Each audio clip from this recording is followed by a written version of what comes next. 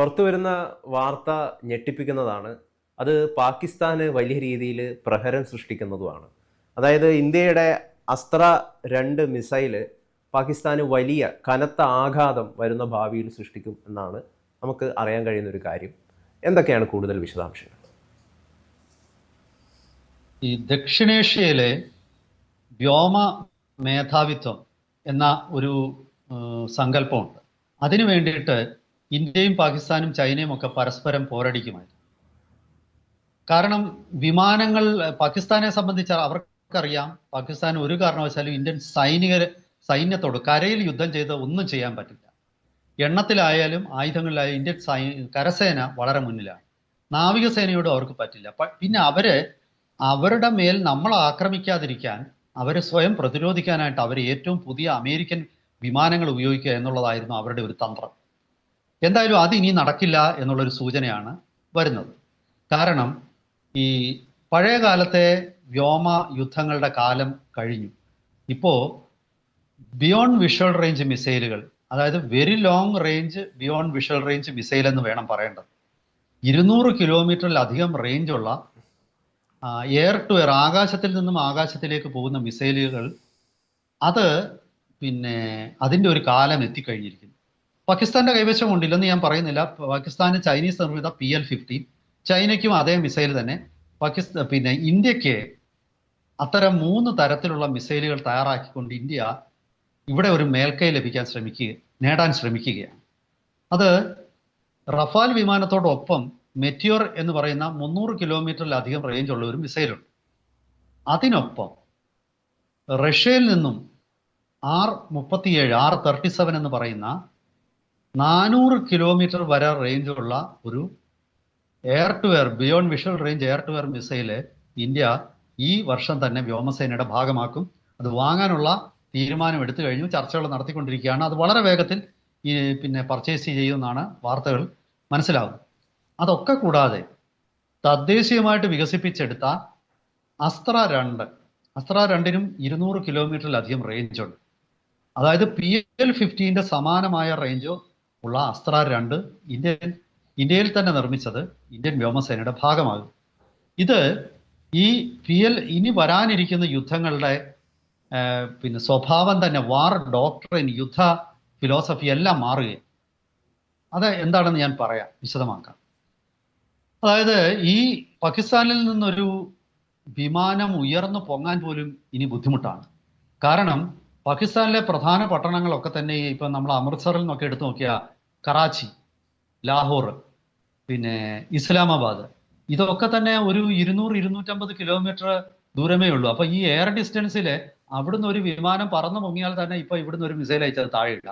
പക്ഷെ ഇന്ത്യയുടെ കാര്യത്തിൽ അതല്ല. ഇന്ത്യ ഒരു വലിയ രാജ്യമാണ്. ഇപ്പം അതിർത്തി സംസ്ഥാനങ്ങൾ കഴിഞ്ഞാൽ ഇപ്പം ഉത്തർപ്രദേശിൽ ഒരു വിമാനം പറന്നു പൊങ്ങിയെന്ന് വെച്ചാൽ പാകിസ്ഥാൻ ഒന്നും ചെയ്യാൻ പറ്റില്ല. കാരണം അത്രയും വലിയ ബിയോണ്ട് വിഷ്വൽ റേഞ്ച് മിസൈൽ ഇതുവരെ നിർമ്മിച്ചിട്ടില്ല. അപ്പോൾ സ്വാഭാവികമായിട്ടും ഈ ചെറിയ രാജ്യങ്ങൾക്ക് ഈ BVR മിസൈലുകളുടെ ഒരു മുന്നേറ്റം, അതിൻ്റെ ഒരു വികാസം സ്വാഭാവികമായിട്ടും ചെറിയ രാജ്യങ്ങൾക്ക് വലിയ പ്രതിസന്ധി സൃഷ്ടിക്കും.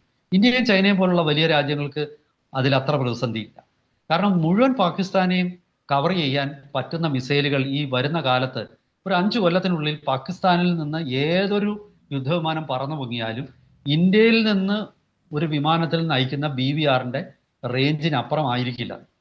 അതൊരു വല്ലാത്ത മാറ്റം യുദ്ധങ്ങളിലുണ്ടാകും. കാരണം വിമാനം കൊണ്ട് പിന്നെ പ്രയോജനമില്ല എന്നുള്ളൊരു അവസ്ഥ വരും. യുദ്ധവിമാനങ്ങൾ യൂസ്ലെസ് ആയിട്ട് വരാൻ പോകുന്ന ഒരു കാലം വരും. ഇപ്പൊ ചെറിയ രാജ്യങ്ങളെ സംബന്ധിച്ച്. വലിയ രാജ്യങ്ങൾക്ക് കുറച്ച് നാളുകൂടെ യുദ്ധവിമാനം കൊണ്ട് പ്രയോജനമുണ്ട്. അപ്പോൾ ഇനി ഞാൻ പറഞ്ഞല്ലോ, ഇന്ത്യ ചെയ്യാൻ ഉദ്ദേശിക്കുന്നത് ഈ തദ്ദേശീയമായിട്ട് നിർമ്മിക്കുന്ന അസ്ത്ര 3 Su-30 MKIലോട്ട് ഘടിപ്പിക്കുക. അങ്ങനെ ഘടിപ്പിച്ച് കഴിഞ്ഞാൽ അതിൻ്റെ ഒരു ഗുണം എന്തെന്നാൽ ഈ Su-30 MKIക്ക് അതിൻ്റെ റഡാറുണ്ട്, വളരെ ശക്തമായ ഒരു റഡാറുണ്ട്. ആ റഡാറ് ഇതുമായിട്ട് സംയോജിപ്പിച്ചുകൊണ്ട് വളരെ കറക്റ്റ് ഈ 200 കിലോമീറ്ററിന് അപ്പുറം പോകുന്ന ഒരു റഡാറാണത്. ആ റഡാറ് ആയിട്ട് ഇത് ഘടിപ്പിച്ചു കഴിഞ്ഞാൽ സ്വാഭാവികമായിട്ടും ഒരു കാരണവശാലും ഒരു വിമാനത്തിനും ഇതിൽ നിന്ന് രക്ഷപ്പെടാൻ പറ്റില്ല. ആ റഡാറിൻ്റെ പേര് N011M ബാസ് റഡാർ എന്നാണ്. അത് SU-30 MKIയുടെ റഡാറാണ്. ആ റഡാറ് ആയിട്ട് സംയോജിച്ചായിരിക്കും MK2 പിന്നെ അസ്ത്ര MK2 പ്രവർത്തിക്കുന്നത്. അത് മാത്രവുമല്ല, നെറ്റ്വർക്ക് വാർഫെയറിന്റെ ഒരു കാലമാണിത്. അതായത് ഗ്രൗണ്ട് ബേസ്ഡ് റഡാറുകളും ഗ്രൗണ്ട് ബേസ്ഡ് സെൻസറുകളും അതുപോലെ മറ്റു വിമാനങ്ങളിൽ ഘടിപ്പിച്ചിരിക്കുന്ന സെൻസറുകൾ, ഇതെല്ലാം തമ്മിൽ വിമാനങ്ങൾ തമ്മിൽ ഒരു നെറ്റ്വർക്ക് ഉണ്ടാകും. അങ്ങനെ നെറ്റ്വർക്ക് ഉണ്ടായാൽ മാത്രമേ പരമാവധി ദൂരത്തേക്ക് ഈ അസ്ത്ര മിസൈലിന് പോകാൻ പറ്റൂ. അപ്പോൾ ഇന്ത്യ ഇതുവരെ ദൗർഭാഗ്യവശാൽ ഇത്തരം ഒരു നെറ്റ്വർക്ക് സെൻട്രിക് വാർഫെയർ വളരെ കൃത്യമായിട്ട് ഇന്ത്യ തുടങ്ങിയിട്ടില്ലായിരുന്നു. അത് ഇന്ത്യ വളരെ വേഗം ഈ 2026 നെറ്റ്വർക്ക് സെൻട്രിക് വാർഫെയറിലേക്ക് ഇന്ത്യ കടക്കുകയാണ്. അപ്പം ഈ ഇന്ത്യക്ക് 3 തരത്തിലുള്ള ബിയോണ്ട് വിഷ്വൽ റേഞ്ച് മിസൈലുകളുമായിട്ട് നമ്മൾ തയ്യാറെടുക്കുകയാണ്. നമ്മുടെ എല്ലാ വിമാനത്തിലും SU-30 വിമാനങ്ങളിലെല്ലാം തന്നെ ഇതിലേതെങ്കിലും മിസൈലുകൾ കാണും. SU-30, റഫാല്, നമ്മുടെ തദ്ദേശീയമായിട്ട് വികസിപ്പിക്കുന്ന ലൈറ്റ് കോമ്പാറ്റ് എയർക്രാഫ്റ്റ് തേജസ്, ഇവയിലൊക്കെ തന്നെ ഈ പറയുന്ന 200 കിലോമീറ്ററിലധികം റേഞ്ചുള്ള മിസൈലുകൾ വരുവാണ്. അങ്ങനെ വന്നു കഴിയുമ്പോഴത്തേക്ക് പിന്നെ മാത്രവുമല്ല, ഇന്ത്യ 6 അവാക്സ് വിമാനങ്ങളൂടെ വാങ്ങുകയാണ്. അതായത് പിന്നെ അങ്ങനെ വരുമ്പോഴേക്കും ആകാശത്ത് വെച്ച് തന്നെ നമ്മൾ പിന്നെ മറ്റ് രാജ്യങ്ങളുടെ വിമാനങ്ങളെ ട്രാക്ക് ചെയ്യുകയും അവയ്ക്ക് നേരെ ഈ നെറ്റ്വർക്ക് സെൻട്രിക് വാർഫെയറിലൂടെ ഈ നെറ്റ്വർക്കിൽ നിന്നും വിവരം നമ്മുടെ ഈ പിന്നെ അസ്ത്ര അല്ലെങ്കിൽ മെറ്റിയോർ അല്ലെങ്കിൽ R-37 ഇത് വഹിക്കുന്ന വിമാനങ്ങളിലേക്ക് എത്തി ആ വിമാനങ്ങൾ അവിടെ നിന്നൊരു മിസൈൽ പ്രയോഗിച്ചിട്ട് മറ്റതിനെ തകർക്കുകയും ചെയ്യുക. അതായത് ലോകത്തിലെ ഏറ്റവും കൂടുതൽ കണ്ടസ്റ്റഡ് ആയിട്ടുള്ള എയർ സ്പേസ് ആയിട്ട് ഈ ദക്ഷിണേഷ്യ മാറുകയാണ്. ഇപ്പം അതിൻ്റെ ഒരു പറയുന്നത് ഈ അസ്ത്ര MK2 ഏതാണ്ട് 1.25 ലക്ഷം ചതുരശ്ര കിലോമീറ്റർ ഏരിയ കവർ ചെയ്യും എന്നാണ്. അതായത് ഈ പ്രദേശത്ത് പറന്നുയരുന്ന ഏതൊരു വിമാനത്തെയും ഇനി ഇന്ത്യൻ വിമാനങ്ങളുടെ പരിധിയിലായിരിക്കും, ഈ അസ്ത്ര MK2 പരിധിയിലായിരിക്കും. സ്വാഭാവികമായിട്ടും ഇന്ത്യയിൽ തന്നെ നിർമ്മിക്കുന്ന ആയതുകൊണ്ട് ഇത്തരം മിസൈലുകൾ പ്രയോഗിച്ചിപ്പം R-37 മെറ്റിയോറിന്റെ ഒക്കെ കാര്യത്തിൽ നമുക്ക് ഒരു പരിമിതിയുണ്ട്. കാരണം അതിലെ കുറെ മിസൈലുകൾ ലക്ഷ്യസ്ഥാനം കണ്ടില്ലെങ്കിൽ നമ്മൾക്ക് വീണ്ടും അത് വാങ്ങിക്കേണ്ടി വരും. ഒരു യുദ്ധസമയത്ത് ഇത് വാങ്ങിക്കുക എന്നുള്ളത് അത് എളുപ്പമല്ല. പക്ഷെ അസ്ത്ര MK2 കാര്യത്തിൽ ഇന്ത്യയിൽ തന്നെ നിർമ്മിക്കുന്ന മിസൈലുകൾ ആയതുകൊണ്ട് നമ്മുടെ ആവശ്യാനുസരണം ഉൽപ്പാദിപ്പിക്കുക മാത്രമല്ല, അത് പിന്നെ മെറ്റിയോറും R-37 ഒക്കെ കൂട്ടി വന്നാൽ 150 200 ഒക്കെ മിസൈലുകളായിരിക്കും നമ്മൾ വാങ്ങിക്കുന്നത്. ഈ ഇന്ത്യയിൽ തന്നെ ഉണ്ടാക്കുന്ന അസ്ത്ര MK2 നമ്മൾ 700 മിസൈലുകൾ ഉടനടി തന്നെ നമ്മൾ വാങ്ങുകയാണ്. അത് മാത്രമല്ല, അസ്ത്ര MK3യും നമ്മൾ നിർമ്മിച്ചുകൊണ്ടിരിക്കുകയാണ്. അസ്ത്ര MK2 200 കിലോമീറ്റർ, അത് ഡ്യുവൽ പൾസ് മോട്ടറാണ് ഉപയോഗിക്കുന്നത്. MK3 ആകട്ടെ ramjet solid fuel ducted ramjet engine ഉപയോഗിക്കുന്ന MK3 അതിന് 300-350 കിലോമീറ്റർ ദൂരപരിധിയുള്ളതാണ്. എന്തായാലും വരും ദിവസങ്ങളിൽ ആകാശയുദ്ധത്തിന്റെ മൊത്തത്തിലുള്ള സ്വഭാവം തന്നെ മാറുകയാണ്.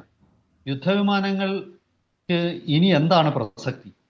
യുദ്ധവിമാനങ്ങൾ ഇനി എങ്ങനെയാണ് ഒരു യുദ്ധത്തിനെ സ്വാധീനിക്കാൻ പോകുന്നത്? ഇതൊക്കെ വലിയ ചോദ്യങ്ങൾ എത്തുകയാണ്. കാരണം യുദ്ധത്തിൽ ഇനി ബിയോണ്ട് വിഷ്വൽ റേഞ്ച് മിസൈലുകളുടെ കാലമാണെങ്കിൽ യുദ്ധവിമാനങ്ങൾക്ക് വളരെ പരിമിതികളുണ്ട്. ഇനി വരാൻ പോകുന്നത് യുദ്ധവിമാനങ്ങളോടൊപ്പം തന്നെ ഡ്രോണുകളും. ആ ഡ്രോണുകൾ ലോയൽ വിങ്മാൻ എന്ന് പറയുന്ന ഡ്രോണുകളായിരിക്കും. ആ ഡ്രോണുകളായിരിക്കും കിലോമീറ്ററുകൾ മുമ്പേ യുദ്ധവിമാനത്തിന് മുമ്പേ സഞ്ചരിക്കുന്നു. യുദ്ധവിമാനം ഏതാണ്ട് ഒരു കൺട്രോൾ റൂം പോലെ മാറും.